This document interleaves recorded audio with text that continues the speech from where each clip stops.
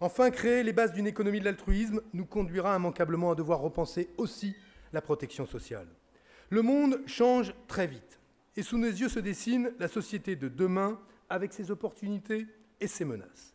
Et dans un futur proche, nous verrons se multiplier les voitures sans chauffeur, les drones livreurs de colis. C'est déjà en place à Singapour. Et d'ailleurs, la voiture sans chauffeur, c'est Uber qui se fait ubériser, ça va donc très vite.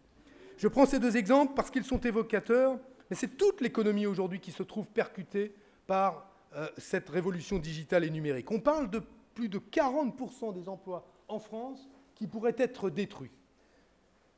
Alors, que faire? Les conservateurs et libéraux vous diront qu'il faut laisser faire le marché et que la main invisible, justement, du marché aboutira au meilleur des mondes, c'est-à-dire que les emplois détruits seront recréés ailleurs. On ne vous dit pas exactement où ailleurs, mais ils le seront.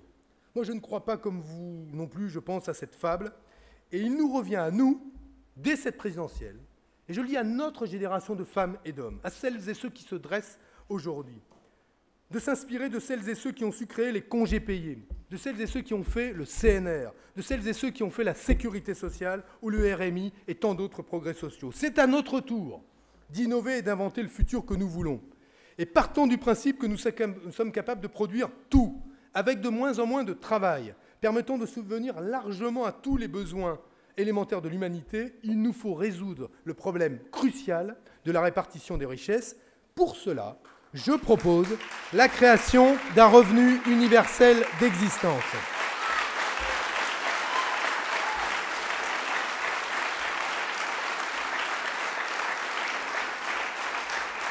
Ce revenu universel d'existence serait versé à chaque citoyen français sans condition de revenu. De quel montant sera-t-il? 500 €, 750 €, 1000 €? Nous en discuterons, mais nous ne précéderons pas l'objectif politique, le chemin que nous voulons tracer, par une querelle sur ce que doit englober ce revenu universel d'existence. Son montant, voyez-vous, j'observe que chaque fois que l'on propose une innovation sociale ou un progrès social, on est immédiatement happé par les comptables pour dire ce que, techniquement, il faut faire tout de suite. Eh bien, techniquement, nous allons y travailler. Mais je dis c'est un objectif et je veux dire pourquoi cet objectif est non seulement réalisable, mais également souhaitable. Avec le revenu universel, nous changeons tout simplement notre vision du travail. Toutes les activités, c'était remarquablement dit par Aurore Lalucq sur la question des indicateurs de développement, toutes les activités humaines ne sont pas créatrices de valeur marchande. Et pourtant, elles ont une valeur pour nous citoyens. Quelle est la valeur produite par un entraîneur qui s'occupe de gamins le dimanche et les emmène jouer au foot? Quelle est la valeur d'un membre des petits frères des pauvres qui a sacrifié une partie de ses vacances pour s'occuper de personnes âgées isolées? Zéro valeur, aucune valeur pour le marché, aucune. Et pourtant, nous savons que cette action bénévole, justement, n'a pas de prix et qu'elle est précieuse, bien plus précieuse que nombre d'activités marchandes.